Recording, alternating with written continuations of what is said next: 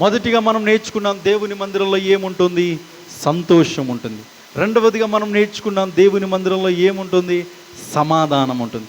మూడవదిగా మనం నేర్చుకోబోతున్నాం దేవుని మందిరంలో ఏముంటుందమ్మా? సమృద్ధి ఉంటుంది. ఒక్కసారి మనం చూద్దాం కీర్తనల గ్రంథం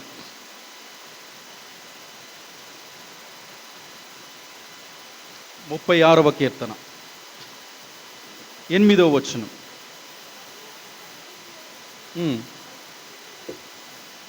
చాలండి. ఇక్కడ ఏమని రాయబడింది అనంటే, నీ మందిరము యొక్క సమృద్ధి వలన వారు సంతృప్తి నొందుచున్నారు. మందిరంలో మనకి ఏం దొరుకుతుందనంటే సమృద్ధి దొరుకుతుందండి. ఈ రోజుల్లో చాలామంది జీవితాల్లో సమృద్ధి అయిన జీవితం ఉండట్ల.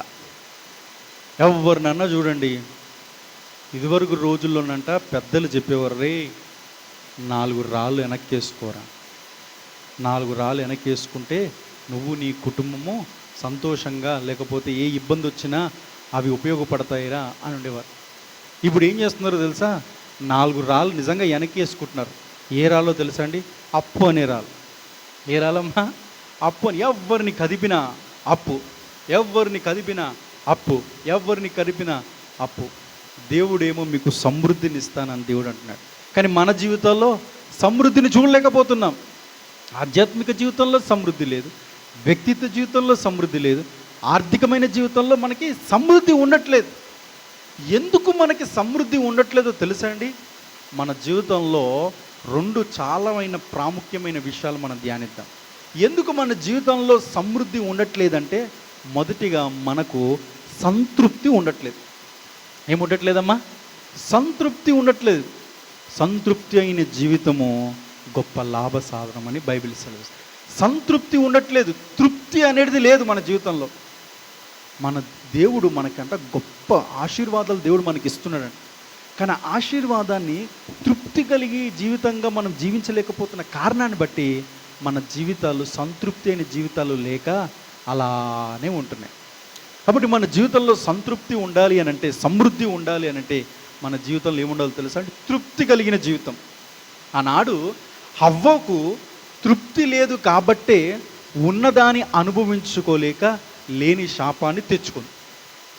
నిజంగా దేవుడు, అమ్మా ఈ ఒక్క పండే తినండి, 99 పండ్లు రకాలు తినకండి అమ్మా అని చెప్తే అప్పుడు ఆలోచించవచ్చు.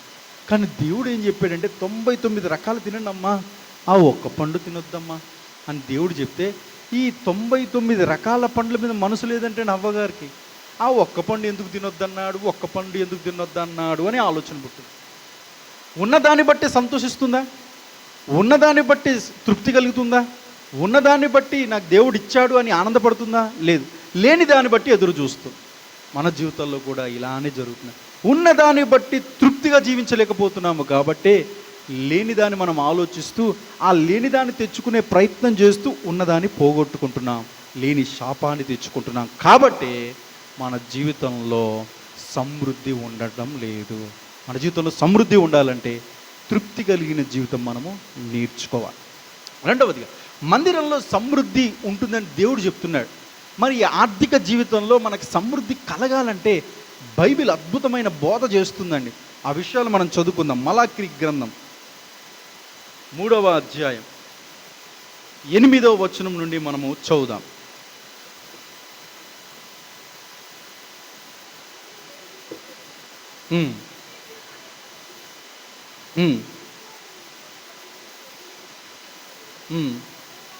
పదియవ భాగమును ప్రతిష్టార్పణను ఇయ్యక దొంగిలితిరి. ఈ జనులందరూ నా యొద్ద దొంగిలుచునే ఉన్నారు, మీరు శాపగ్రస్తులై ఉన్నారు. ఇది వినండి అందరూ. నా మందిరములో ఆహారమునున్నట్లు 10వ భాగమంతయు మీరు నా మందిరపు నిధిలోనికి తీసుకుని రండి. దీని చేసి మీరు నన్ను శోధించినడలా నేను ఆకాశవాకిళ్లను విప్పి పట్టజాలనంత విస్తారమైన దీవెనలు కుమ్మరించదనని సైన్యములకు అధిపతియగు యెహోవా సెలవిచ్చుచున్నాడు. మీ పంటను తినివేయు పురుగులను నేను గద్దించదును. దేవునికి స్తోత్రం. చూడండి, మన జీవితంలో ఆర్థిక వ్యక్తిత్వ జీవితంలో సమృద్ధి అయిన జీవితం మనం చూడాలంటే దేవుడు ఏం సెలవిస్తున్నాడో తెలుసండి.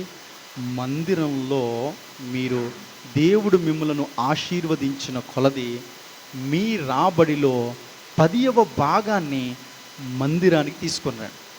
అది మీది కాదు, అది మనది కానే కాదు. దేవుడు మనల్ని ఆశీర్వదించాడా, ఆశీర్వాదంలో 10వ భాగం మనం ముట్టకూడదు. మరి ఎవరిది? 10వ భాగం దేవునిది. అది దేవుని మందిరానికి తీసుకుంటారు. దేవుని మందిరానికి ఆ 10వ భాగాన్ని తీసుకొచ్చి దేవుని శోధించడని బైబిల్ సెలవిస్తుంది. అలా 10వ భాగాన్ని ఎవరైతే నమ్మకంగా దేవుని యొక్క సన్నిధికి తీసుకొని వస్తారో దేవుడు ఏం చేస్తున్నాడో తెలుసా అండి, వారి జీవితంలో పట్టజారంత విస్తారమైన దీవెనలు కురిపిస్తాను. మీ జీవితంలో ఎంత సమృద్ధిని నేను ఇస్తానంటే మీ పంటను తినివేసి పురుగును నేను గద్దిస్తాను అన్నాడు. దేవునికి స్తోత్రం. ఇది వ్యక్తిగతంగా నేను అనుభవిస్తున్నాను.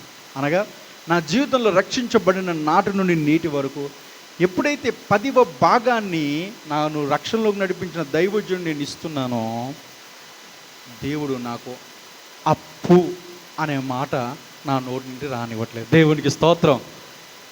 ఎవరో ఒక ఆయన చెప్పాడండి, ఈ లోకంలో ఈ సమాజంలో సంతోషమైన ఆనందకరమైన గొప్ప ధనవంతుడు ఎవరైనా ఉన్నారంటే అప్పు లేనివాడు అన్నారు. ఎవరండి? అప్పు లేనివారు నిజంగా ధనవంతులండి. మనం ఒకరి దగ్గర చెయ్యి చాపే పరిస్థితి ఎప్పుడు రాకూడదండి. ఒకరి దగ్గర చెయ్యి చాపే పరిస్థితి రాకూడదంటే మనం నమ్మకంగా దేవుని మందిరానికి వచ్చి మన 10వ భాగాన్ని దేవునికి చెల్లినట్లయితే దేవుడు మరొకరి దగ్గర దేవుడు మనల్ని చేయి చాపే విధంగా దేవుడు ఎప్పటికీ చేయడండి. దేవునికి స్తోత్రం. హల్లెలూయా. దేవుడు అంటున్నాడు, మీ పంటను తినివేసే పురుగును నేను గద్దిస్తా. ఈరోజు చాలామంది పంటను పురుగు తినేస్తుంది. ఏం పురుగు? హాస్పిటల్ అనే పురుగు. దేవుని మందిరానికి ఒక శ్రేష్టమైన కానుక తీసుకొచ్చి వేయడానికి ఇష్టపడరండి, కానీ హాస్పిటల్లో లైన్లో నుంచొని ఆ చీటీలు రాయించుకొని అవి రాయించుకొని ఇవి రాయించుకొని వస్తూ ఉంటారు. అది మనకు ఆశీర్వాదమా? మనకు ఆరోగ్యాన్ని ఇచ్చేది నిజంగా దేవుడే. మనకు ఆరోగ్యాన్ని ఇచ్చేది, మనకు స్వస్థతనిచ్చేది, మన పంటను ఆ పురుగు తినివేయకుండా కాపాడేది మన దేవుడండి. ఆ దేవుని యొక్క మందిరంలో మనము నమ్మకంగా 10వ భాగాన్ని మనం తీసుకొచ్చినట్లయితే దేవుడంట మనకు సమృద్ధి అయిన జీవితాన్ని దేవుడు మనకిస్తాడు. ఇచ్చి చూడండి, మిమ్మల్ని ఆశీర్వదించబోతారని అడగని దేవుడు చెప్తున్నాడు. కాబట్టి దేవుని మందిరానికి క్రమంగా వస్తున్న మనము మన యొక్క బాధ్యతను మనం ఖచ్చితంగా గుర్తు చేసుకోవాలి. ఏంటో తెలుసా? దేవుడు మనల్ని దీవించిన ఆ దీవెనను, ఆ 10వ భాగాన్ని, అది మనది కాదు, అది దేవుని మందిరంలో వేయవలసిన వారము గనుక అది నమ్మకంగా క్రమంగా దేవుని మందిరంలో మనకు వేస్తే దేవుడంట మనల్ని సమృద్ధిగా ఆశీర్వదిస్తాడు. మందిరంలోనే మనల్ని సమృద్ధితో నింపుతాడు. మన కుటుంబం, మన వ్యక్తిత్వ, మన ఆధ్యాత్మిక జీవితాన్ని సమృద్ధితో దేవుడు నింపాలని ఆశిస్తున్నారు. దేవునికి స్తోత్రం. దేవుని మందిరంలో ఏముంటుంది? సంతోషం ఉంటుంది. దేవుని మందిరంలో ఏముంటుంది? సమాధానం ఉంటుంది. దేవుని మందిరంలో ఏముంటుంది? సమృద్ధి ఉంటుంది. ఇలాంటి సంతోషం, సమాధానం, సమృద్ధి అయిన జీవితం దేవుడు మనందరి జీవితంలో నెరవేర్చును గాక. ఆమేన్. చిన్న ప్రార్థన చేద్దాం. అందరు కళ్ళు మూసుకునండి. ప్రేమ కలిగిన తండ్రి, దయగలిగిన యేసయ్య, మీకు వందనాలు, స్తోత్రాలు చెల్లిస్తున్నాను. అయా ప్రభా, ఈరోజు ఈ వాక్యము ద్వారా మీరు మాతో మాట్లాడారు నాయన. వందన. మాలో అనేక మంది మందిరాన్ని క్రమంగా రావట్లేదని ప్రభా, మీరు ఈరోజు ఈ వాక్యము ద్వారా మాతో మాట్లాడారు. మీ మందిరంలో క్రమంగా రావాలి. ఎందుకనంటే మీ మందిరంలో ప్రభా మీరు నివాసం చేస్తున్నారు. మీతో సహవాసం చేయడానికి అయా ప్రభా మేము క్రమంగా మందిరానికి రావాలని ఈరోజు వాక్యం ద్వారా మీరు మాతో మాట్లాడారు. మందిరంలోనైనా సంతోషం ఉంటుందని మీ వాక్యం సెలవిస్తుందని. ఎందుకనంటే నీ సన్నిధిలో సంపూర్ణ సంతోషం అని నీ వాక్యం సెలవిస్తున్న రీతిగా మా జీవితాల్లో ఇటువంటి సంపూర్ణ సంతోషాన్ని మేము అనుభవించేవారుగా ఉండాలి.